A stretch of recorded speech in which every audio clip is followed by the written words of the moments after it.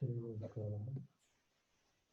ನಿರ್ವಿಮುಕ್ತಾಗಿ ಜೀರವಹ ಪಾಠದ 5ನೇ ಭಾಗವನ್ನ ನೋಡಲಿಕ್ಕೆ ಮುಂಚೆ ಹಿಂದಿನ ತರಗತಿಯಲ್ಲಿ ಏನಾಗಿತ್ತು ಅಂತ ನೆನಪಿಸಿಕೊಳ್ಳುವುದಾದ್ರೆ, ವ್ಯಾಪಾರಿ ತನ್ನ ಮಗಳನ್ನು ಪೆಟ್ಟಿಗೆಯಲ್ಲಿ ಗಂಗಾ ನದಿಯಲ್ಲಿ ತೇಲಿಬಿಡ್ತಾನೆ. ಈ ಕಪಟ ಸನ್ಯಾಸಿಯ ಅನುಕರರು ಆ ಗಂಗಾ ನದಿಗೆ ಬರುವುದಕ್ಕಿಂತ ಮುಂಚೆ ಅಲ್ಲಿ ಒಬ್ಬ ರಾಜಕುಮಾರ ಬಂದಿರ್ತಾನೆ. ಅವನು ತೇಲಿ ಬರುವಂತಹ ಪೆಟ್ಟಿಗೆಯನ್ನು ನೋಡಿ ತನ್ನ ಸೈನಿಕರೊಂದಿಗೆ ಅದನ್ನ ತರಿಸಿಕೊಂಡು ಅದನ್ನ ತೆಗೆದು ನೋಡ್ತಾನೆ. ಅದರಲ್ಲಿ ಅವನ ಚಿತ್ತ ಚಾಂಚಲ್ಯವನ್ನು ಉಂಟು ಮಾಡುವಂತಹ ಒಬ್ಬ ಕನ್ಯೆ ಇರ್ತಾಳೆ. ಆ ಕನ್ಯೆಯನ್ನ ಅಲ್ಲಿಯೇ ಗಾಂಧರ್ವ ವಿವಾಹ ಆಗ್ತಾನೆ.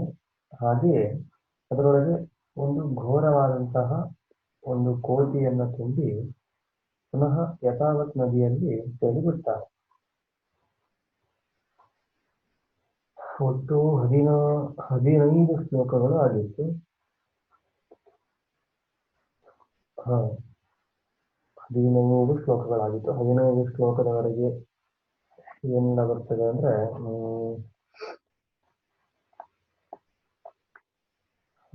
ಆ ಕನ್ಯಾರತ್ನವನ್ನ ಪಡೆದ ರಾಜಕುಮಾರ ಅಲ್ಲಿಂದ ತೆರಳುತ್ತಾನೆ. ಪರಿವ್ರಾಜಕನ ಶಿಷ್ಯರು ಆ ಪೆಟ್ಟಿಗೆಯನ್ನು ಹುಡುಕ್ತಾ ಗಂಗಾ ನದಿಗೆ ಬರ್ತಾರೆ. ಇದಿಷ್ಟು 15 ಶ್ಲೋಕದವರೆಗೆ ಆಗ್ತದೆ. ಈಗ 16ನೇ ಶ್ಲೋಕ.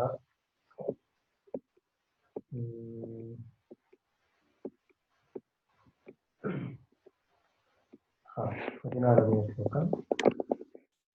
ದದೃಶುಸ್ತಾಂಚ ಮಂಜೂಷಾಂ ಗೃಹೀತ್ವಾ ತಸ್ಯ ಚಾಂತಿಕಂ ನಿತ್ಯುಃ ಪ್ರವ್ರಾಜಕಸ್ಯೇನ ಸೋಥ ಹೃಷ್ಟೋ ಜಗಾದತಾನ್ ಎಂಬುದಾಗಿ.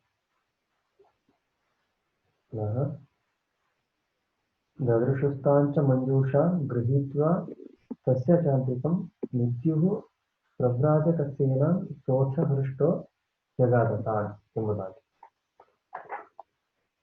ಏನು ಅರ್ಥ ಅಂತ ನೋಡುವುದಾದ್ರೆ, ತ್ವಾ ಮಂಜೂಷಾ ದದೃಶುಃ ಏನಾಂಚ ಗೃಹೀತ್ವಾ ತಸ್ಯ ಪ್ರವ್ರಾಜಕಸ್ಯ ಅಂತಿಕಂ ನಿನ್ಯುಃ ಎಂಬುದಾಗಿ. ಅಂದ್ರೆ ಆ ಅನುಚರರು ಪೆಟ್ಟಿಗೆಯನ್ನು ಹುಡುಕುತ್ತಾ ಅಲ್ಲಿಗೆ ಬರ್ತಾರೆ. ಆ ಪೆಟ್ಟಿಗೆಯನ್ನ ನೋಡ್ತಾರೆ, ತೇಲಿ ಬರ್ತಾ ಇರ್ತದೆ. ಆ ರಾಜಕುಮಾರ ತೇಲಿ ಬಿಟ್ಟಿದ್ದು ಅಂತ ಇವ್ರಿಗೆ ಗೊತ್ತಿರುವುದು, ಏನೂ ಗೊತ್ತಿರುವುದಿಲ್ಲ. ಅದನ್ನ ತೆಗೆದುಕೊಂಡು ಬಂದು ಪ್ರವ್ರಾಜನ ಬಳಿಗೆ ಕೊಡ್ತಾರೆ. ಸಸ್ಯ ಪ್ರವ್ರಾಜಕಸ್ಯ ಅಂತಿಕಂ ನಿನ್ಯುಃ, ಪ್ರವ್ರಾಜನಿಗೆ ಕೊಡ್ತಾರೆ. ದದೃಶುಸ್ತಾಂಚ ಮಂಜೂಷಾಂ ಗೃಹೀತ್ವಾ ತಸ್ಯ ಚಾಂತಿಕಂ, ಪ್ರವ್ರಾಜನ ಬಳಿಗೆ ತೆಗೆದುಕೊಂಡು ಹೋಗ್ತಾರೆ. ಮುಂದೆ ನಿನ್ಯುಃ ಪ್ರವ್ರಾಜಕಸ್ಯೇನ ಸೋಥ ಹೃಷ್ಟೋ ಜಗಾದತಾನ್ ಅತಚ ಹೃಷ್ಟಃ ಸಹ ತಾನ್ ಜಗಾದ. ಪೆಟ್ಟಿಗೆಯನ್ನ ಆ ಪ್ರವ್ರಾಜಕನ ಬಳಿಗೆ ಒಯ್ತಾರೆ. ಆ ಪ್ರವ್ರಾಜಕನು ಖುಷಿಯಿಂದ ಆ ಶಿಷ್ಯರಿಗೆ ಹೀಗೆ ಹೇಳ್ತಾನೆ. ಏನ್ ಹೇಳ್ತಾನೆ ಮುಂದೆ ಶ್ಲೋಕದಲ್ಲಿ. ದದೃಶುಸ್ತಾಂಚ ಮಂಜೂಷಾಂ ಗೃಹೀತ್ವಾ ತಸ್ಯ ಚಾಂತಿಕಂ. ಆ ಮಂಜೂಷಾಂ ದದೃಶುಃ, ಆ ಪೆಟ್ಟಿಗೆಯನ್ನ ಆ ಅನುಚರರು ನೋಡ್ತಾರೆ. ಏನಾಂಚ ಗೃಹೀತ್ವಾ ತಸ್ಯ ಪ್ರವ್ರಾಜಕಸ್ಯ ಅಂತಿಕಂ ನಿನ್ಯುಃ, ಅದನ್ನ ತೆಗೆದುಕೊಂಡು ಹೋಗಿ ಪ್ರವ್ರಾಜನ ಬಳಿಗೆ ಕೊಡ್ತಾರೆ. ಅತಜ ಹೃಷ್ಟಃ ಸಹ ತಾನ್ ಜಗಾದ, ಅವನು ಆ ಪ್ರವ್ರಾಜಕ ಸಂತೋಷಪಟ್ಟು ತನ್ನ ಸಹಚರರಿಗೆ ಹೀಗಂತ ಹೇಳ್ತಾನೆ. ದದೃಶುಸ್ತಾಂಚ ಮಂಜೂಷಾಂ ಗೃಹೀತ್ವಾ ತಸ್ಯ ಚಾಂತಿಕಂ ನಿನ್ಯುಃ ಪ್ರವ್ರಾಜಕಸ್ಯೇನ ಸೋಥ ಹೃಷ್ಟೋ ಜಗಾದತಾನ್. ಪೆಟ್ಟಿಗೆಯನ್ನು ತಂದುಕೊಟ್ಟದ್ದು ತುಂಬ ಖುಷಿ ಆಗ್ತದೆ ಆ ಪ್ರವ್ರಾಜಕನಿಗೆ. ಮುಂದೆ ಆ ಪ್ರವ್ರಾಜಕನು ತನ್ನ ಸಹಚರರಿಗೆ ಹೀಗೆ ಹೇಳ್ತಾನೆ. ಏನ್ ಹೇಳ್ತಾನೆ ಅನ್ನೋದು ಮುಂದಿನ ಶ್ಲೋಕದಲ್ಲಿ. ಅರ್ಥಗಳನ್ನ ನೋಡ್ತಾ ಬರೋದಾದ್ರೆ,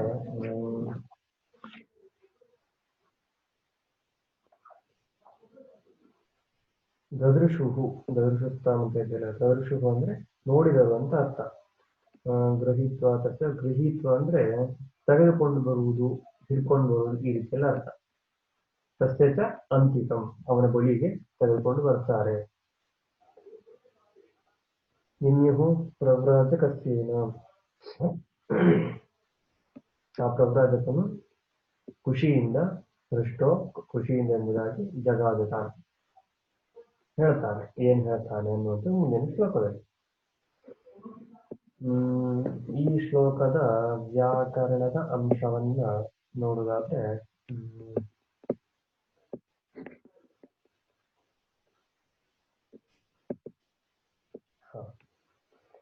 ಗೃಹೀತ್ವ ಎಂಬುದಾಗಿ ಇದೆ. ಗೃಹೀತ್ವ ಅದು ಸ್ವಾಂತ ಅವ್ಯಯ ಆಯ್ತಾ. ಸ್ವ ಬಂದಿದೆಲ್ಲ, ಹಾಗಾಗಿ ಸ್ವಾಂತ ಅವ್ಯಯ ಎಂಬುದಾಗಿ. ಮುಂದೆ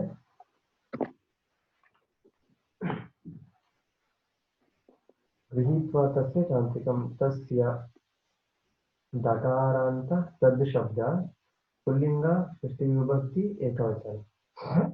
ತಸ್ಯ ತಯೋಃ ತೇಷಾಂ ಷಷ್ಠಿ ವಿಭಕ್ತಿಯಲ್ಲಿ ಅವನಲ್ಲಿ ಆ ರೀತಿಯಲ್ಲ ಅರ್ಥ. ಅವನ ಅವನ ಈ ರೀತಿಯಲ್ಲಿ ತಸ್ಯ ತಯೋಃ ತೇಷಾಂ ಷಷ್ಠಿ ವಿಭಕ್ತಿ ಅಲ್ಲ ತಸ್ಯ ಅವನ ಎಂಬುದಾಗಿ ಅರ್ಥ ಬರ್ತದೆ. ಮುಂದೆ ಜಗಾದ ಹೃಷ್ಟೋ ಜಗಾದ ತಾನ್ ಅಂತ ಇದೆಯಲ್ಲ ಕೊನೆಯ ಪಾದದಲ್ಲಿ, ಅದು ಲಿಟ್ಲಕಾರ ಪ್ರಥಮ ವಿಭಕ್ತಿ ಏಕವಚನ. ಜಗಾದ ಎನ್ನುವಂತ ಲಿಟ್ಲಕಾರ ಪ್ರಥಮ ವಿಭಕ್ತಿ ಏಕವಚನ. ಹೀಗೆ ಹೇಳ್ತಾನೆ ಎಂಬುದಾಗಿ ಅರ್ಥ. ಸ್ತೋತ ಹೃಷ್ಟೋ ಜಗಾದ ತಾನ್ ಸ್ತೋಥ ಸೋ ಪ್ಲಸ್ ಅಥ ಎಂಬುದಾಗಿ ಪೂರ್ವರೂಪ ಸಂಧಿ. ಮುಂದೆ ಜಗಾದ ತಾನ್ ತಾನ್ ಪುಲ್ಲಿಂಗ ದ್ವಿತೀಯ ವಿಭಕ್ತಿ ಬಹುವಚನ. ಪುಲ್ಲಿಂಗ ದ್ವಿತೀಯ ವಿಭಕ್ತಿ ಬಹುವಚನ ತಾನ್ ಎಂದು.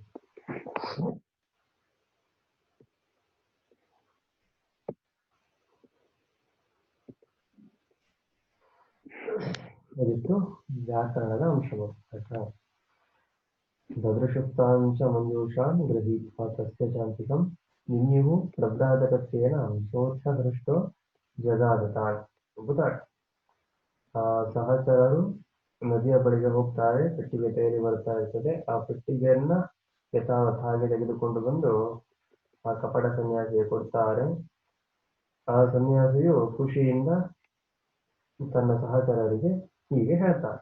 ಏನ್ ಹೇಳ್ತಾನೆ ಮುಂದಿನ ಶ್ಲೋಕ.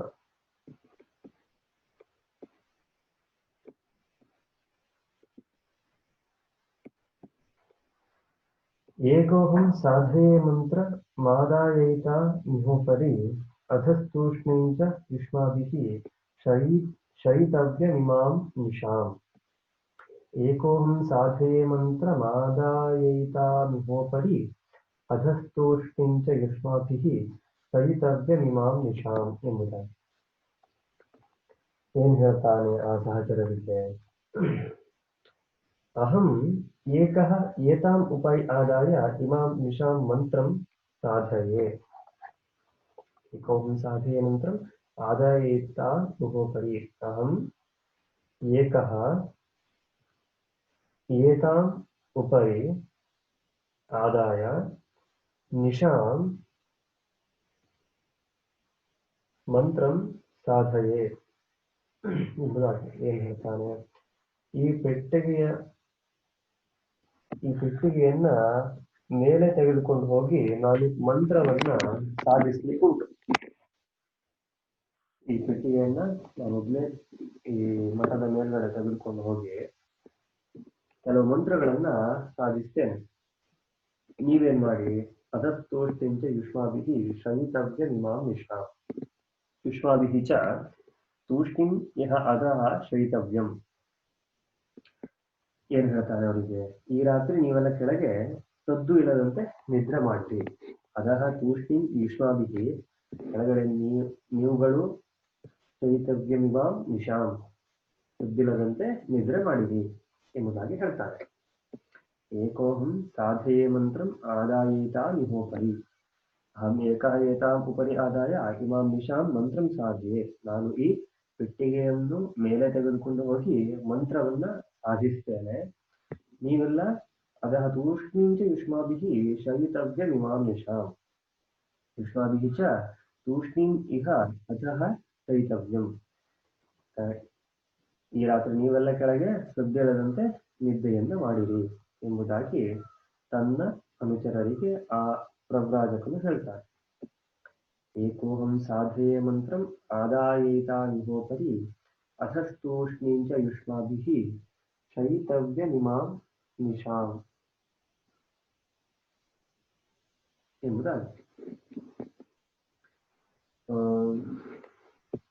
ಅರ್ಥವನ್ನು ನೋಡ್ತಾ ಬರುವುದಾದ್ರೆ ಏಕೋಹಂ ಏಕಃ ಅಹಂ ನಾನೊಬ್ಬನೇ ಸಾಧಿಸುತ್ತೇನೆ ಮಂತ್ರಂ ಆಯಾಯಿತಾನಿಹೋಪರಿ ಮಂತ್ರವನ್ನ ಸಾಧಿಸ್ತೇನೆ ಮೇಲೆ ಹೋಗಿ ಅಧಸ್ತೂಷ್ಣೀಂಚ ಯುಷ್ಮಾಭಿಃ ಕೆಳಗಡೆ ಅಧಃ ಕೆಳಗಡೆ ತೂಷ್ಣೀಂ ಅಂದ್ರೆ ಸುಮ್ಮನೆ ಸದ್ದಿಲ್ಲದಂತೆ ಎಂಬುದಾಗಿ ಅರ್ಥ. ಯುಷ್ಮಾಭಿಃ ನೀವೆಲ್ಲರೂ ಶಯಿತವ್ಯಂ ಇಮಾಂ ನಿಶಾಂ ಶಯಿತವ್ಯಂ ಅಂದ್ರೆ ನಿದ್ದೆ ಮಾಡಬೇಕು ಇಮಾಂ ಈ ನಿಶಾಂ ಈ ರಾತ್ರಿಯಲ್ಲಿ ಎಂಬುದಾಗಿ ಅರ್ಥ.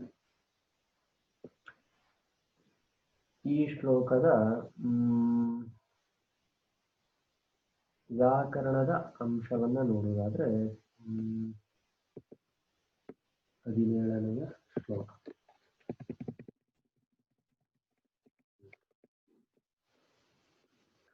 ಪ್ರಾರಂಭದಲ್ಲೇ ಇರತಕ್ಕಂತಹ ಏಕೋಹಂ ಅಂತ ಇದೆ. ಏಕೋಹಂ ಸಾಧೆಯೇ ಅಂತ ಇದಲ್ಲ. ಏಕೋಹಂ ಏಕಃ ಪ್ಲಸ್ ಅಹಂ ಏಕೋಹಂ ಯಾವ ಸಂಧಿ? ಪೂರ್ವರೂಪ ಸಂಧಿ. ಏಕೋಹಂ ಏಕಃ ಪ್ಲಸ್ ಅಹಂ ಪೂರ್ವರೂಪ ಸಂಧಿ. ಮುಂದೆ ಏತಾಂ ಇಹೋಪರಿ ಎಂಬುದಾಗಿ ಇದೆ. ಏತಾಮಿಹ ಪ್ಲಸ್ ಉಪರಿ ಏತಾಮಿಹೋಪರಿ ಯಾವ ಸಂಧಿ? ಗುಣಸಂಧಿ. ಯಾಕೆ? ಏತಾಮಿಹ ಹೀಗೆ ಹೂ ಸೇರಿ ಓಕಾರವಾಗಿದೆ. ಹೌದಾ? ಗುಣಸಂಧಿ. ಹೀಗೆ ಹೂ ಸೇರಿ ಓಕಾರವಾಗಿದೆ ಗುಣಸಂಧಿ.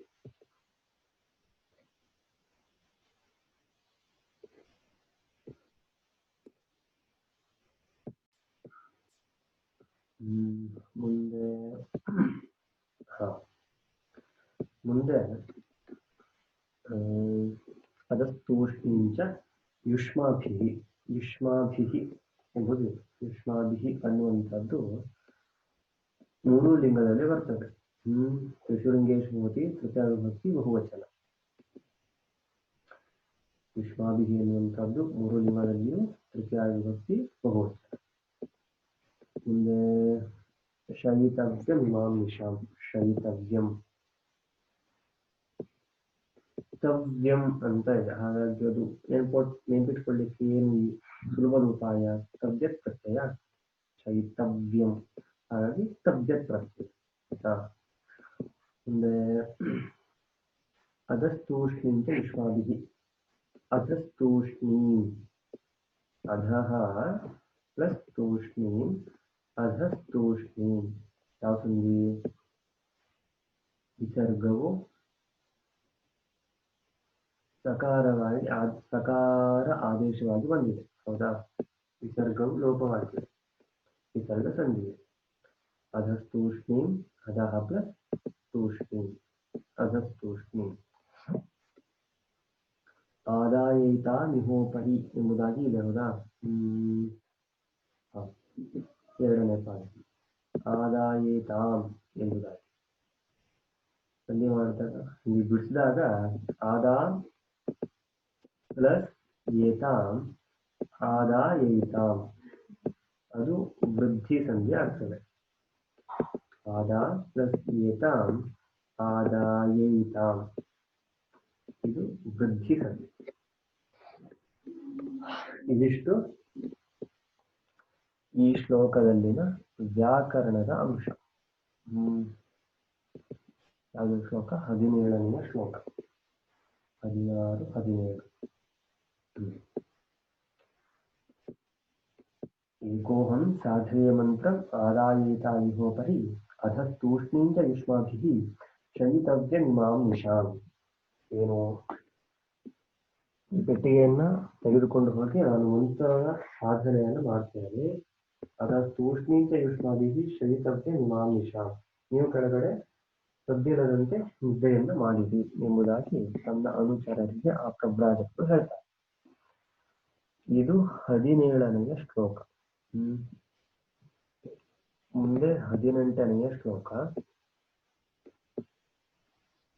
इत्युक्त्वा तां स मञ्जूषाम् आरोप्य मटिकोपरि तत्परिव्राट् विवृतवान् वणिक्कन्याभिलाषुकः. इत्युक्त्वा तां स मञ्जूषाम् आरोप्य मटिकोपरि सपरिव्राट् विवृतवान् वणिक्कन्याभिलाषुकः. ಆ ಪರಿವ್ರಾಜಕನು ಪೆಟ್ಟಿಗೆಯನ್ನ ತೆಗೆದುಕೊಂಡು ಹೋಗಿ ಮೇಲ್ಗಡೆ ಮಂತ್ರ ಸಾಧನೆ ಮಾಡುತ್ತೇನೆ ಎಂಬುದಾಗಿ ಪೆಟ್ಟಿಗೆಯನ್ನ ಮೇಲೆ ತೆಗೆದುಕೊಂಡು ಹೋಗ್ತಾನೆ. ಮುಂದೆ ಏನಾಗ್ತದೆ? ಇತ್ಯುಕ್ತ್ವಾ ತಾಂಸ ಮಂಜೂಷಾಂ ಆರೋಪ್ಯ ಮಟಿಕೋಪರಿ. ಇತ್ಯುಕ್ತ್ವಾ ವಣಿಕ್ಕನ್ಯಾಭಿಲಾಷಕಃ ಸ ಪರಿವ್ರಾಟ್ ಮಂಜೂಷಾಂ ಮಟಿಕೋಪರಿ ಆರೋಪ್ಯ ತಾನ್ ವಿವೃತವಾನ್. ಸ ಪರಿವ್ರಾಟ್ ವಿವೃತವಾನ್ ವಣಿಕ್ಕನ್ಯಾಭಿಲಾಷಕಃ. इत्युक्त्वा वणिक्कन्याभिलाषुकः सः परिव्राट् मंजूषां मटिकोपरि आरोप्य तान् विवृतवान्. ಏನು? ಇತ್ವಾ ವಣಿಕ್ಕನ್ಯಾಭಿಲಾಷುಕಃ, ಹೀಗೆಂದು ಹೇಳಿ ವ್ಯಾಪಾರಿಯ ಮಗಳ ಮೇಲೆ ಆಸೆ ಪಟ್ಟಿದ್ದಂತಹ ಆ ಪರಿವ್ರಾಜಕರು. ವಣಿಕ್ಕನ್ಯಾಭಿಲಾಷುಕಃ ಅಂದ್ರೆ ಆ ವ್ಯಾಪಾರಿಯ ಮಗಳ ಮೇಲೆ ಆಸೆ ಪಟ್ಟಿದ್ದಂತಹ ಎಂಬುದಾಗಿ ಅರ್ಥ. ಸ ಪರಿವ್ರಾಟ್, ಆ ಪರಿವ್ರಾಜಕನು ಮಂಜೂಷಾಂ ಮಟಿಕೋಪರಿ ಆರೋಪ್ಯ, ಆ ಪೆಟ್ಟಿಗೆಯನ್ನ ಮಠದ ಮೇಲಕ್ಕೆ ತೆಗೆದುಕೊಂಡು ಹೋಗಿ ಮಂಜೂಷಾಂ ಮಟಿಕೋಪರಿ ಆರೋಪ್ಯ, ಪೆಟ್ಟಿಗೆಯನ್ನ ಆ ಮಠದ ಮೇಲುಗಡೆ ತೆಗೆದುಕೊಂಡು ಹೋಗಿ ತಾಂ ವಿವೃತವಾನ್, ಪೆಟ್ಟಿಗೆಯ ಮುಚ್ಚಳವನ್ನ ತೆಗಿತಾನೆ. ಅರ್ಥ ಆಯ್ತಾ? ಇತ್ಯುಕ್ತ್ವಾ ಮಂಜೂಷಾಂ ಆರೋಪ್ಯ ಮಟಿಕೋಪರಿ, ಹೀಗೆಂದು ಹೇಳಿ ಆ ವ್ಯಾಪಾರಿಯ ಮಗಳ ಮೇಲೆ ಆಸೆಪಟ್ಟಿದ್ದಂತಹ ಆ ಪರಿವ್ರಾಜಕನು ವಿವೃತವಾನ್ ವಣಿಕ್ಕನ್ಯಾಭಿಲಾಷುಕಃ. ಇತ್ಯುಕ್ತ್ವಾ ವಣಿಕ್ಕನ್ಯಾಭಿಲಾಷುಕಃ ಸ ಪರಿವ್ರಾಟ್ ಮಂಜೂಷಾಂ ಮಟಿಕೋಪರಿ ಆರೋಪ್ಯ ತಾಂ ವಿವೃತವಾನ್, ಮಠದ ಮೇಲಿಗೆ ತೆಗೆದುಕೊಂಡು ಹೋಗಿ ತಾನ್ ವಿವೃತವಾನ್, ಪೆಟ್ಟಿಗೆಯ ಮುಚ್ಚಳವನ್ನು ತೆಗಿತಾನೆ. ಇತ್ಯುಕ್ತ್ವಾ ತಾಂಸ ಮಂಜೂಷಾಂ ಆರೋಪ್ಯ ಮಟಿಕೋಪರಿ ಸಪರಿವ್ರಾಟ್ ವಿವೃತವಾನ್ ವಣಿಕ್ಕನ್ಯಾಭಿಲಾಷುಕಃ. ವ್ಯಾಪಾರಿಯ ಮಗಳ ಮೇಲೆ ಆಸೆ ಪಟ್ಟಿದ್ದಂತಹ ಆ ಒಬ್ಬ ಸನ್ಯಾಸಿಯು ಮಠದ ಮೇಲೆ ಕಡೆ ಪೆಟ್ಟಿಗೆಯನ್ನು ತೆಗೆದುಕೊಂಡು ಹೋಗಿ ಪೆಟ್ಟಿಗೆಯ ಮುಚ್ಚಳವನ್ನು ತೆಗಿತಾನೆ. ಇದು ಈ ಶ್ಲೋಕದ ತಾತ್ಪರ್ಯ. ಇತ್ಯುಕ್ತ್ವಾ ಅಂದ್ರೆ ಹೀಗೆಂದು ಹೇಳಿ, ತಾಂಸ ಮಂಜೂಷಾಂ, ಆ ಪೆಟ್ಟಿಗೆಯನ್ನು ಆರೋಪ್ಯ ಮಟಿಕೋಪರಿ ಅಂದ್ರೆ ಮಠದ ಮೇಲೆಗಡೆ ತೆಗೆದುಕೊಂಡು ಹೋಗಿ ಸಪರಿವ್ರಾಟ್, ಆ ಪರಿವ್ರಾಜಕನು ವಿವೃತವಾನ್, ಮುಚ್ಚಳವನ್ನು ತೆಗಿತಾನೆ. ಯಾರು ಅವನು? ವಣಿಕ್ಕನ್ಯಾಭಿಲಾಷುಕಃ, ವ್ಯಾಪಾರಿಯ ಮಗಳ ಮೇಲೆ ಆಸೆ ಪಟ್ಟಿದ್ದಂತಹ ಸಪರಿವ್ರಾಟ್, ಪರಿವ್ರಾಜಕನು. ಇದು ಈ ಶ್ಲೋಕದ ಕನ್ನಡದ ಅರ್ಥ. ಈ ಶ್ಲೋಕದ ವ್ಯಾಕರಣದ ಅಂಶವನ್ನ ನೋಡುವುದಾದ್ರೆ 18ನೆಯ ಶ್ಲೋಕ. 18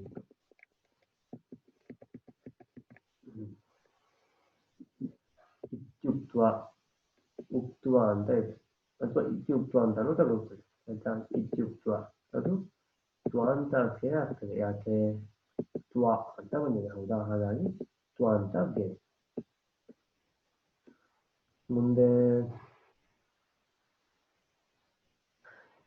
ಮಂಜೂಷಾಂ ಆರೋಪ್ಯ मटिकोपरि मंजूषाम् आरोप्य मंजूषां प्लस आरोप्य मंजूषाम् आरोप्य ಎಂಬುದಾಗಿ ಸಂಧಿಗೊಳಿಸಿದಾಗ ಆಗ್ತದೆ. ಮಂಜೂಷಾಂ ಆರೋಪ್ಯ ಮಂಜೂಷಾಂ ಪ್ಲಸ್ ಆರೋಪ್ಯ ಮಂಜೂಷಾಂ ಆರೋಪ್ಯ ಎಂಬುದಾಗಿ ಸಂಧಿ. ಮುಂದೆ ವಣಿಕ್ಕನ್ಯಾ ಅಂತ ಇದೆ. ವಣಿಕ್ಕನ್ಯಾಭಿಲಾಷುಕಃ. ವಣಿಕ್ಕನ್ಯಾ ಏನು ಸಮಾಸ ಮಾಡಿದಾಗ ಸಮಸ್ತ ಪದ ಮಾಡಿದಾಗ ವಣಿಜಃ ಕನ್ಯಾ ಅಂತ ಆಗ್ತದೆ. ವಣಿಜಃ ಕನ್ಯಾ ವಣಿಕ್ಕನ್ಯಾ ಎಂಬುದಾಗಿ. ವಣಿಕ್ಕನ್ಯಾಭಿಲಾಷುಕಃ ಮುಂದೆ ಹೌದಾ. ವಣಿಕ್ಕನ್ಯಾಭಿಲಾಷುಕಃ ವಣಿಜಃ ಕನ್ಯಾಯಾಃ ಅಭಿಲಾಷುಕಃ. ಪದಪರಿಚಯ ಕೇಳ್ತಾರೆ. ವಣಿಕ್ಕನ್ಯಾಭಿಲಾಷುಕಃ ಪದಪರಿಚಯ ಕುರುತ ಎಂಬುದಾಗಿ. ವಣಿಜಃ ಕನ್ಯಾಯಾಃ ಅಭಿಲಾಷುಕಃ ವಣಿಕ್ಕನ್ಯಾಭಿಲಾಷುಕಃ ಎಂಬುದಾಗಿ. ವ್ಯಾಪಾರಿಯ ಮಗಳನ್ನ ಆಸೆ ಪಟ್ಟವನು ಎಂಬುದಾಗಿ ಅರ್ಥ. ವಣಿಜಃ ಕನ್ಯಾಯಾಃ ಅಭಿಲಾಷುಕಃ ಎಂಬುದಾಗಿ ಅರ್ಥ. ಮುಂದೆ ವಿವೃತವಾನ್ ಅಂದ್ರೆ ಅದು ತವತು ಪ್ರತ್ಯಯ ಆಗ್ತದೆ. ವಿವೃತವಾನ್ ಎಂಬುದು ತವತು ಪ್ರತ್ಯಯ ಆಗ್ತದೆ. ವಿವೃತವಾನ್ ಅಂದ್ರೆ ಏನು ಅರ್ಥ?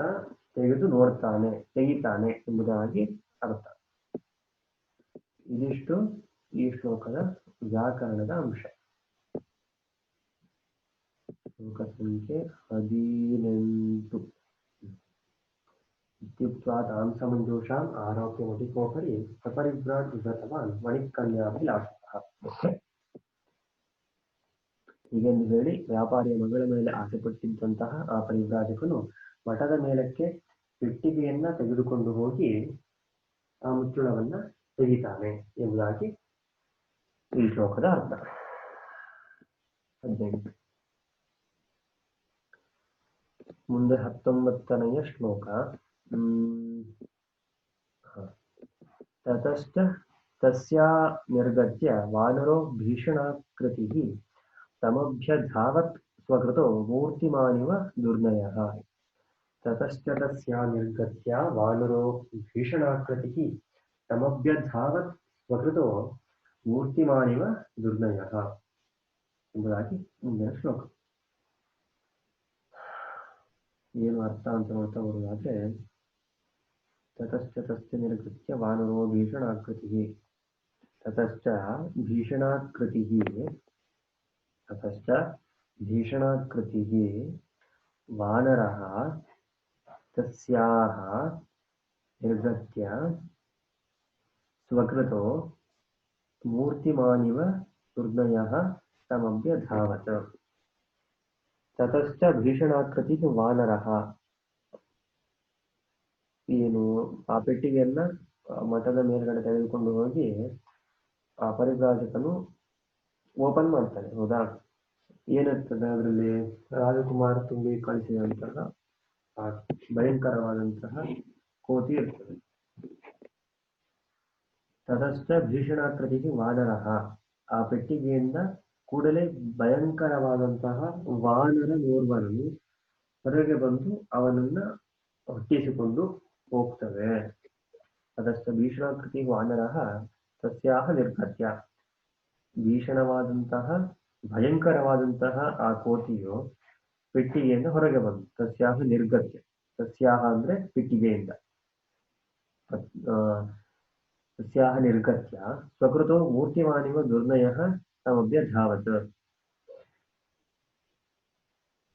ಪೆಟ್ಟಿಗೆಯನ್ನು ಹೊರಬಂದು ಆ ಪರಿವ್ರಾಜಕನನ್ನ ಅಲ್ಲಿಂದ ಓಡಿಸಿಕೊಂಡು ಹೋಗ್ತದೆ.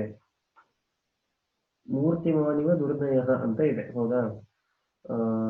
ದುರ್ನೀತಿಯೇ ಮೂರ್ತಿವೆತ್ತು ಬಂದಂತಿದ್ದ ಪರಿವ್ರಾಜಕನು ಎಂಬುದಾಗಿ ಅರ್ಥ. ತಮಭ್ಯಧಾವತ್ ಸ್ವಕೃತೋ ಮೂರ್ತಿಮಾನಿವ ದುರ್ನಯಃ. ದುರ್ನೀತಿಯೇ ಮೂರ್ತಿವೆತ್ತು ಬಂದಂತಿದ್ದ ಆ ಪರಿವ್ರಾಜಕನನ್ನು ಆ ಭಯಂಕರವಾದಂತಹ ಕೋತಿಯು ಅಟ್ಟಿಸಿಕೊಂಡು ಹೋಗ್ತದೆ ಎಂಬುದಾಗಿ ಅರ್ಥ. ಪೆಟ್ಟಿಗೆಯಿಂದ ಹೊರಗೆ ಬರ್ತದೆ. ಸಮಭ್ಯದಾವತ ಸ್ವಕೃತೋ ಮೂರ್ತಿಮಾನಿವ ದುರ್ದಯ, ಅಪರಿಭ್ರಾಜಕನನ್ನ ಅಟ್ಟಿಸಿಕೊಂಡು ಬರ್ತದೆ. ಇದು ಈ ಶ್ಲೋಕದ 19ನೇ ಶ್ಲೋಕನ. ತರಸ್ಯ ನಿರ್ಗತ್ಯ ವಾನರೋ ಭೀಷಣಾಕೃತಿ ಸಮಭ್ಯಧಾವತ್ವಕೃತೋ ಮೂರ್ತಿಮಾನಿವ ದುರ್ದಯ. ಆ ಕೂಡಲೇ ಪೆಟ್ಟಿಗೆಯಿಂದ ಭಯಂಕರವಾದಂತಹ ಕೋತಿಯೊಂದು ಹೊರಗೆ ಬಂದು ದುರ್ನೀತಿಯೇ ಮೂರ್ತಿವೆತ್ತು ಬಂದಂತಿದ್ದ ಆ ಪರಿವ್ರಾಜಕನನ್ನ ಸಮಭ್ಯಧಾವತ ಅಟ್ಟಿಸಿಕೊಂಡು ಹೋಗ್ತದೆ. ಇದು ಈ ಶ್ಲೋಕದ ತಾತ್ಪರ್ಯ. ಈ 19ನೇ ಶ್ಲೋಕದ ವ್ಯಾಕರಣ ಅಂಶವನ್ನು ನೋಡುವಾಗ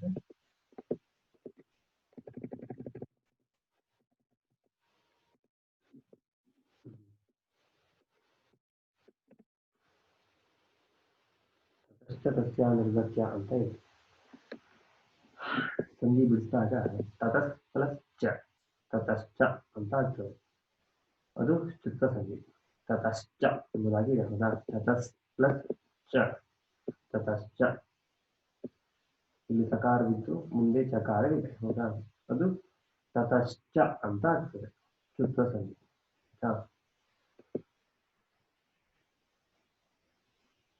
ಭೀಷಣಾಕೃತಿ, ಭೀಷಣ ಆಕೃತಿ, ಭೀಷಣಾಕೃತಿ,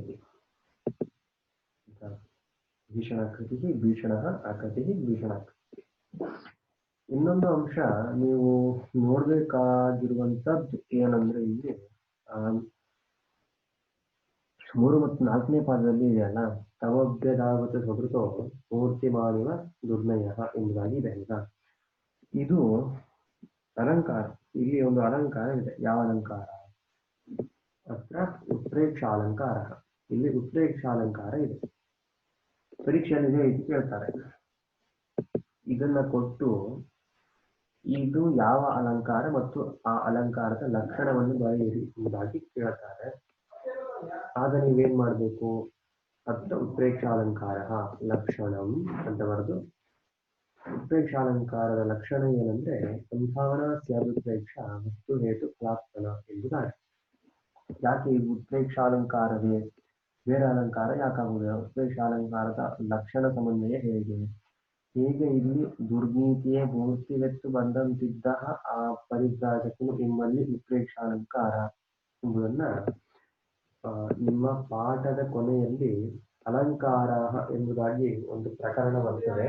ಅಲ್ಲಿ ಉತ್ಪ್ರೇಕ್ಷ, ರೂಪಕ, ಉಪಮ ಎಲ್ಲ ಅಲಂಕಾರ ಬಗ್ಗೆ ಸ್ಪಷ್ಟವಾಗಿ ಕೊಟ್ಟಿದ್ದಾರೆ. ಅದನ್ನ ಶ್ರದ್ಧೆಯಲ್ಲೇ ಪಾಠ ಮಾಡ್ತಾರೆ. ಆವಾಗ ಇದು ನಿಮಗೆ ಇನ್ನೂ ಕ್ಲಿಯರ್ ಆಗಿ ಅರ್ಥ ಆಗ್ತದೆ. ಸದ್ಯಕ್ಕೆ ಇದನ್ನ ಹೀಗೆ ಬರೆದಿಟ್ಕೊಳ್ಳಿ ಆಯ್ತಾ.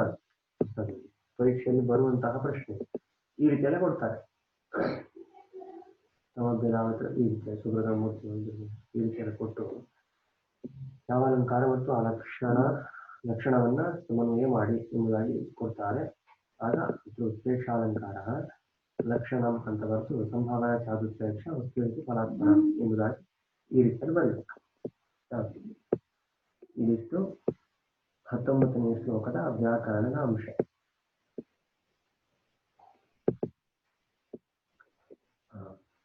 ತದಶ್ಚ ತಸ್ಯ ನಿರ್ಗತ್ಯ ವಾನರೋ ಭೀಷಣಾಕೃತಿ ಸಮಭ್ಯಧಾವತ ಸ್ವಕೃತೋ ಮೂರ್ತಿಮಾನಿವ ದುರ್ದಯ.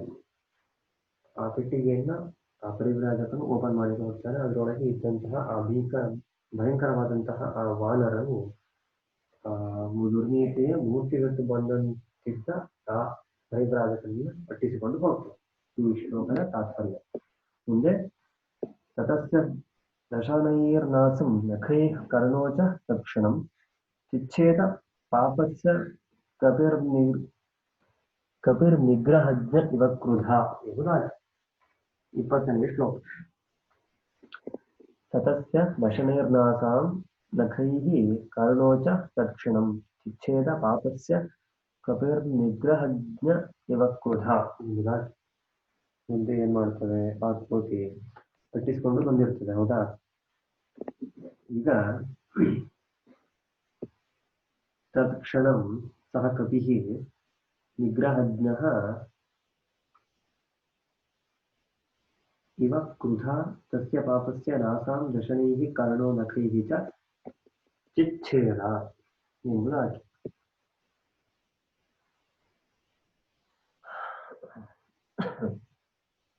ತತ್ಕ್ಷಣಂ ಸಹ ಕಪಿಃ ನಿಗ್ರಹಜ್ಞಃ ಇವ ಕ್ರುಧಾ ತಸ್ಯ ಪಾಪಸ್ಯ ನಾಸಾಂ ದಶನೈಃ ನಖೈಃ ಚ ಛೇದ. ಹೊರಬಂದಂತಹ ಆ ಒಂದು ಕೋಪದಲ್ಲಿ ಇದ್ದಂತಹ ಆ ಕೋತಿಯು ತನ್ನ ಮೂಗು ಹಲ್ಲುಗಳಿಂದ ಆ ವಾನರವು ಆ ಪಾಪಿ ಪರಿವ್ರಾಜಕನ ಮೂಗನ್ನು ಮತ್ತು ಹಲ್ಲುಗಳನ್ನು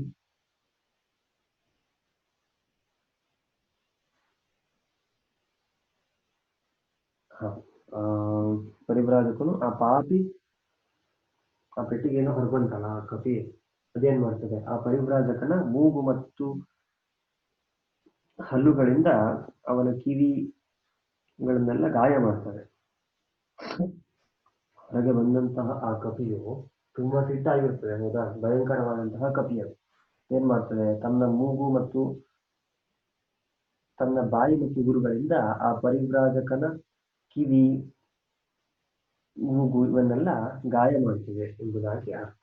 ತಸ್ಯ ದಶನೈರ್ನಾಸಂ ನಖೈಃ ಕರ್ಣೋಚ ತತ್ಕ್ಷಣಂ ಇಚ್ಛೇದ ಪಾಪಸ್ಯ ಕಪಿರ್ ನಿಗ್ರಹಜ್ಞ ಇವ ಕ್ರುಧಃ. ತತ್ಕ್ಷಣಂ ಸಹ ಕಪಿಃ ನಿಗ್ರಹಜ್ಞಃ ಇವ ಕ್ರುಧಃ. ತತ್ಕ್ಷಣಂ ಆ ಕ್ಷಣದಲ್ಲಿ ನಿಗ್ರಹಜ್ಞಃ ಇವ ಕ್ರುಧಃ ಕೋಪಗೊಂಡಂತಹ ಆ ಕಪಿಯು ಪಾಪಸ್ಯ ನಾಸಾಂ ದಶನೈಃ ಆ ಪರಿವ್ರಾಜಕನ ಮೂಗನ್ನು ಹಲ್ಲುಗಳಿಂದ ಕರ್ಣೋ ನಖೈಃ ಚ ಚಿಚ್ಛೇದ ಮೂಗನ್ನು ಹಲ್ಲುಗಳಿಂದಲೂ ಕಿವಿಗಳನ್ನ ತನ್ನ ಉಗುರುಗಳಿಂದ ಕಚ್ಚಿ ಗಾಯ ಮಾಡಿ ಕತ್ತರಿಸಿ ಆಗ್ತದೆ ಆ ಸಿಟ್ಟುಗೊಂಡಂತಹ ಕಪಿ. ತತಸ್ಯ ದಶನೈರ್ನಾಸಂ ನಖೈಃ ಕರ್ಣೋಚ ತತ್ಕ್ಷಣಂ ಚಿಚ್ಛೇದ ಪಾಪಸ್ಯ ಕಪಿರ್ ನಿಗ್ರಹಜ್ಞ ಇವ ಕ್ರುಧಃ ಎಂಬುದಾಗಿ ಶ್ಲೋಕ 20ನೇ ಶ್ಲೋಕ. ಹೌದಾ?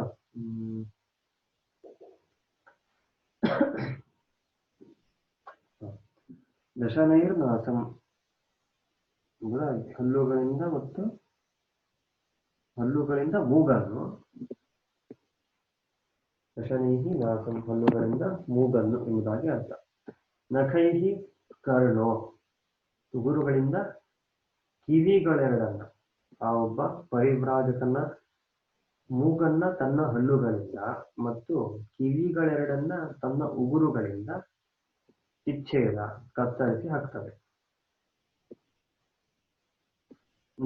ಕಪಿಹಿ ನಿಗ್ರಹಜ್ಞ ಇವ ಕ್ರುಧ. ನಿಗ್ರಹಜ್ಞ ಅಂದ್ರೆ ದಂಡಾಧಿಕಾರಿ, ಈ ರೀತಿಯಲ್ಲಿ ಹೇಳ್ಬಹುದು. ಶಿಕ್ಷೆಯನ್ನ ಜಾರಿಗೊಳಿಸುವವನು, ಈ ರೀತಿಯಲ್ಲಿ ಅಂದ್ರೆ ಧರ್ಮದ ರಕ್ಷಣೆ ಮಾಡುವವನು, ಶಿಕ್ಷೆಯನ್ನು ಕೊಡುವವನು, ಈ ರೀತಿಯ ಸ್ವರೂಪವನ್ನು ಹೊಂದಿದಂತಹ ಆ ಒಂದು ವಾನರನ್ನು ಆ ಪರಿವ್ರಾಜಕನ ಮೂಗನ್ನು ಮತ್ತು ಕಿವಿಗಳನ್ನ ಕತ್ತರಿಸಿ ಹಾಕ್ತದೆ ಎಂಬುದಾಗಿ ಅರ್ಥ. ಈ ಶ್ಲೋಕದ ವ್ಯಾಕರಣದ ಅಂಶವನ್ನು ನೋಡುವುದಾದ್ರೆ 20ನೇ ಶ್ಲೋಕ.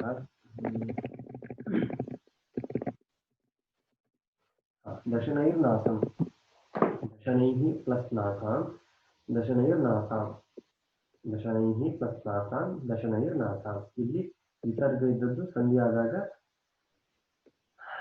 ಹಕಾರವು ಆದೇಶವಾಗಿ ಬಂದಿದೆ. ಹೌದಾ? ದಶನೈರ್ನಾಸಾಂ, ಹಾಗಾಗಿ ವಿಸರ್ಗ ಸಂಧಿ, ವಿಸರ್ಗವು ಲೋಪವಾಗಿದೆ. ಹೌದಾ? ವಿಸರ್ಗ ಸಂಧಿ. ಮುಂದೆ ನಖೈಹಿ ಪುಲ್ಲಿಂಗ ತೃತೀಯ ವಿಭಕ್ತಿ ಬಹುವಚನ, ಉಗುರುಗಳಿಂದ, ಹೂ ಅನ್ನು ಇಂದ. ಹೌದಾ? ತೃತೀಯ ವಿಭಕ್ತಿ, ಹಾಗಾಗಿ ಪುಲ್ಲಿಂಗ ತೃತೀಯ ವಿಭಕ್ತಿ ಬಹುವಚನ. ಕರ್ಣೋ, ಕರ್ಣೌ ಪುಲ್ಲಿಂಗ ಪ್ರಥಮ ವಿಭಕ್ತಿ ದ್ವಿತೀಯ ವಚನ. ಕರ್ಣಃ ಕರ್ಣೋ ಕರ್ಣಾಃ. ಏನು ಕರ್ಣ ಅಂದ್ರೆ ಮಹಾಭಾರತದಲ್ಲಿ ಬರುವಂತಹ ಕರ್ಣ ಅಂತ. ಈ ಕರ್ಣ ಏನು? ಕಿವಿಗಳೆರಡು. ಕರ್ಣಃ ಕರ್ಣೋ ದ್ವಿತೀಯ ವಿಭಕ್ತಿ. ಹೌದಾ? ಪುಲ್ಲಿಂಗ ಪ್ರಥಮ ವಿಭಕ್ತಿ ದ್ವಿವಚನ. ಮುಂದೆ ಇಲ್ಲೂ ಕೂಡ ಇದೆ ನೋಡಿ ಶ್ಲೋಕ ಒಂದು ಯಾವುದು 3 ಮತ್ತು 4ನೇ ಪಾಠದಲ್ಲಿ ಇತ್ಯೇತ ಪಾಪಸ್ಯ ಕಪಿರ್ ನಿಗ್ರಹಜ್ಞ ಇವಕ್ರುಧ ಎಂಬುದಾಗಿ ಇದೆ. ಹೌದಾ? ಇಲ್ಲಿಯೂ ಸಹ ಇದೇ ರೀತಿಯಲ್ಲಿ ಕೊಡ್ತಾರೆ ಪರೀಕ್ಷೆ. ಈ ರೀತಿಯಲ್ಲಿ ಕೊಟ್ಟು ಯಾವ ಅಲಂಕಾರ ಮತ್ತು ಆ ಅಲಂಕಾರದ ಲಕ್ಷಣವನ್ನು ಬರೆಯಿರಿ ಎಂಬುದಾಗಿ ಕೊಡ್ತಾರೆ. ಇದು ಈ ರೀತಿಯಲ್ಲಿ ಬರಬೇಕು. ಅತ್ರ ಉಪಮಾಲಂಕಾರ ಲಕ್ಷಣ. ಉಪಮಾಲಂಕಾರದ ಲಕ್ಷಣ ಬರ್ತಾ ಉಪಮಾ ಯತ್ರ ಸಾದೃಶ್ಯಲಕ್ಷ್ಮಿ ಉಲ್ಲಸತಿ ದ್ವಯೋಃ. ಉಪಮಾ ಯತ್ರ ಸಾದೃಶ್ಯಲಕ್ಷ್ಮಿ ಉಲ್ಲಸತಿ ದ್ವಯೋಃ ಎಂಬುದಾಗಿ ಇಷ್ಟನ್ನು ಬರೆದ್ರೆ ಸಾಕು. ಈ ರೀತಿಯಲ್ಲಿ ಕೊಡ್ತಾರೆ. ಅತ್ರ ಉತ್ಪ್ರೇಕ್ಷಾಲಂಕಾರ ಲಕ್ಷಣ ಉಪಮಾ ಯತ್ರ ಸಾದೃಶ್ಯಲಕ್ಷ್ಮಿ ಉಲ್ಲಸತಿ ದ್ವಯೋಃ ಎಂಬುದಾಗಿ ಇಷ್ಟನ್ನು ಬರೆದ್ರೆ ಸಾಕು. ಅತ್ಯಂತ ಬರಬೇಕು ಅಂತ ಹೇಳಿ ಇಲ್ಲ. ಆಯ್ತಾ? ಯಾಕೆ ಇಲ್ಲಿ ಉಪಮಾಲಂಕಾರದ ಲಕ್ಷಣ ಸಮನ್ವಯ ಹೇಗಾಗ್ತದೆ? ಈ ಶ್ಲೋಕದ ಅರ್ಥ ಏನು? ಅರ್ಥ ಗೊತ್ತಾಯ್ತು ನಿಮ್ಗೆ, ಹೌದಾ? ಯಾಕೆ ಉಪಮಾಲಂಕಾರವೇ ಆಗ್ತದೆ ಅನ್ನೋದನ್ನ ಸುಂದಿ ಪ್ರಕರಣ ಅಂತ ಹೇಳಿದ್ನಲ್ಲ, ಅಲ್ಲಿ ವಿವರವಾಗಿ ಪಾಠ ಮಾಡ್ತಾರೆ. ಆಯ್ತಾ? ಈಗ ಸಮಯದ ಅಭಾವ ಇರೋದ್ರಿಂದಾಗಿ ನೀವು ಹೇಳ್ತಾ ಕೂತ್ರೆ ಪಾಠ ಮಾಡಬೇಕು. ಹಾಗಾಗಿ ಆ ಟೈಮಲ್ಲಿ ಅದು ಹೇಗೆ ಆಗ್ತದೆ ಅನ್ನೋದನ್ನ ಆ ಟೈಮಲ್ಲಿ ಪಾಠ ಮಾಡ್ತಾರೆ. ಇದಿಷ್ಟು 20ನೇ ಶ್ಲೋಕದ ವ್ಯಾಕರಣದ ಅಂಶ. ಮುಂದೆ ಕೊನೆಯ ಶ್ಲೋಕ. ಪ್ರಾತರ್ಬುದ್ಧ್ವಾ ಚ ತತ್ಸರ್ವಂ ಜಹಾಸ ಸಕಲೋ ಜನಃ ನನಂದಸ ವಣಿ ಸಾ ಚ ತತ್ಸುತಾ ಪ್ರಾಪ್ತ ಸಪ್ತತಿಃ. ಪ್ರಾತರ್ಬುದ್ಧ್ವಾ ಚ ತತ್ಸರ್ವಂ ಜಹಾಸ ಸಕಲೋ ಜನಃ ನನಂದಸ ವಣಿಕ್ ಸಾ ಚ ತತ್ಸುತಾ ಪ್ರಾಪ್ತ ಸಪ್ತತಿಃ ಎಂಬುದಾಗಿ 21ನೇ ಶ್ಲೋಕ. ಸಕಲಃ ಜನಃ ತತ್ಸರ್ವಂಚ ಪ್ರಾತಃ ಬುದ್ಧ್ವಾ ಜಹಾಸ.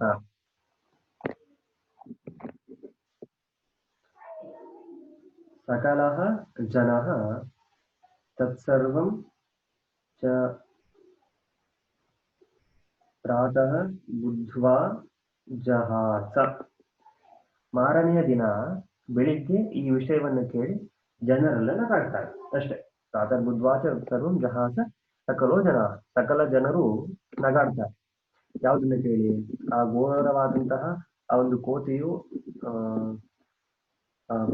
ಪರಿವ್ರಾಜಕನ ಮೂಗನ್ನ ಕಿವಿಯನ್ನೆಲ್ಲ ಕತ್ತರಿಸಿ ಹಾಕಿದೆ ಅಂತ ಕೇಳಿ ಮಾರನೇ ದಿನ ಆ ಊರಲ್ಲಿದ್ದಂತಹ ಮಾಕಲ್ಲಿಕ ಎಂಬ ನಗರದಲ್ಲಿದ್ದಂತಹ ಜನರೆಲ್ಲ ಬಿದ್ದು ನಗಾಡ್ತಾರೆ. ಆಯ್ತಾ? ನನಂದಸ ವಣಿಕ್ ಸಾಚ ತತ್ಸುತ ಪ್ರಾಪ್ತ ಸಪ್ತತಿಃ. ಸವಣಿಕ್ ಚ ತತ್ಸುತಾ ಸಾ ಪ್ರಾಪ್ತ ಸಪ್ತತಿಃ ನನಂದ. ಏನು? ಒಳ್ಳೆಯ ಗಂಡನನ್ನ ಪಡೆದಂತಹ ಆ ಒಬ್ಬ ವ್ಯಾಪಾರಿ ಏನ್ ಮಾಡ್ತಾನೆ? ತನ್ನ ಮಗಳಿಗೆ ಒಬ್ಬ ಒಳ್ಳೆಯ ಮಗ ಸಿಕ್ದ, ಅದು ಒಬ್ಬ ರಾಜಕುಮಾರನೇ ಸಿಕ್ದ ಎನ್ನುವುದನ್ನು ಕೇಳಿ ಇನ್ನೂ ಸಹ ಖುಷಿ ಪಡ್ತಾನೆ. ನನಂದಸ ವಣಿಸ್ತಾಚ ತತ್ಸುತ ಪ್ರಾಪ್ತ ಸಪ್ತತಿಃ. ನನಂದ ಅಂದ್ರೆ ಸಂತೋಷಗೊಂಡನು ಎಂಬುದಾಗಿ ಅರ್ಥ. ಪ್ರಾಪ್ತ ಸಪ್ತತಿಃ ಎಂಬುದು ಒಳ್ಳೆಯ ಪತಿಯನ್ನು ಪಡೆದ ಎಂಬುದಾಗಿ ಅರ್ಥ. ಆ ವ್ಯಾಪಾರಿ ತನ್ನ ಮಗಳಿಗೆ ಒಬ್ಬ ಒಳ್ಳೆಯ ಹುಡುಗ ಸಿಕ್ಕದ್ನಲ್ಲ ಅಂತ ತುಂಬಾ ಖುಷಿ ಪಡ್ತಾನೆ.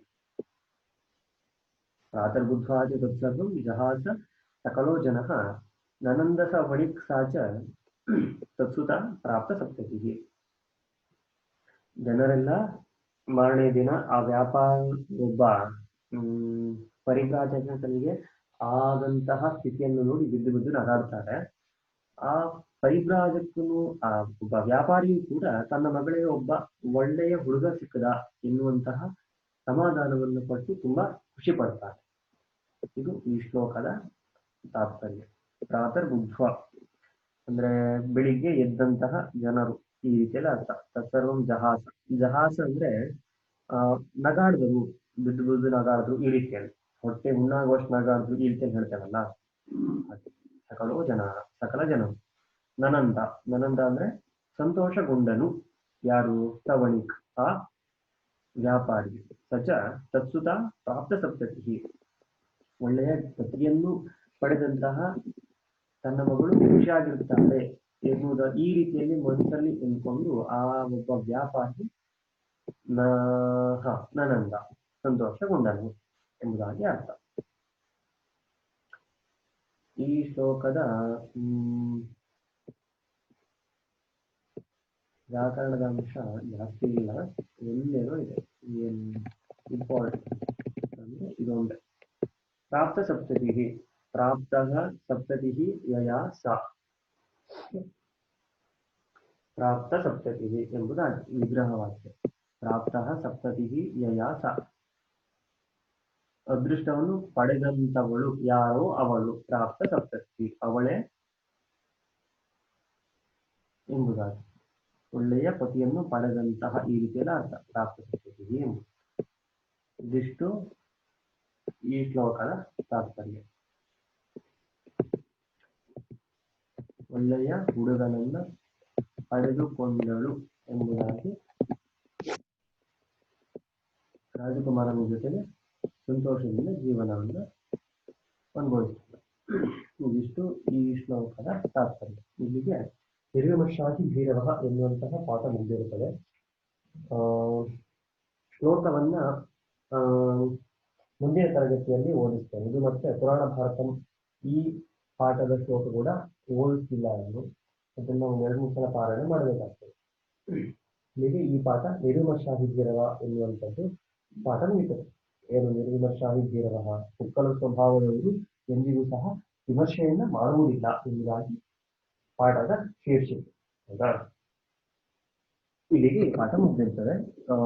ನೋಟ್ಸ್ ಅನ್ನ ನಾನೇ PDF ಮಾಡಿ ನಿಮಗೆ ಗ್ರೂಪ್ ಅಲ್ಲಿ ಕಳಿಸ್ತೇನೆ. ಆಯ್ತಾ? ಮತ್ತೆ ಹೇಳಿದ್ನಲ್ಲ, ಈ ವ್ಯಾಕರಣದ ಅಂಶಾಂತರ ಎಲ್ಲ ಬರ್ಕೊಂತ ಇದ್ರು, ಇಷ್ಟನ್ನ ನಾನೇ PDF ಮಾಡಿ ಕಳಿಸ್ತೇನೆ. ಯಾವುದೇ ಕಾರಣಕ್ಕೂ ನೆಗ್ಲೆಕ್ಟ್ ಮಾಡಬೇಡಿ. ತುಂಬಾ ಇಂಪಾರ್ಟೆಂಟ್ ಇದೆ. ನಾನೇ ಕೂತ್ಕೊಂಡು ಟೈಪ್ ಮಾಡಿ ಇಟ್ಟಿರುವಂಥದ್ದು. ಆಯ್ತಾ? ಇದನ್ನೇ PDF ಮಾಡಿ ಕಳಿಸ್ತೇನೆ. ಎಲ್ಲರೂ ನೋಟ್ಸ್ ಅಲ್ಲಿ ಎದುರುಗಡೆ ಪಾಠ ರೀಡಿಂಗ್ ಆದ ನಂತರ ಬರ್ಕೋಬೇಕು ಇಷ್ಟ. ಆಯ್ತಾ? ಇಲ್ಲಿಗೆ ಈ ಪಾಠ ಮುಗಿತದೆ. ಶುಭ ಮುಗಿದ.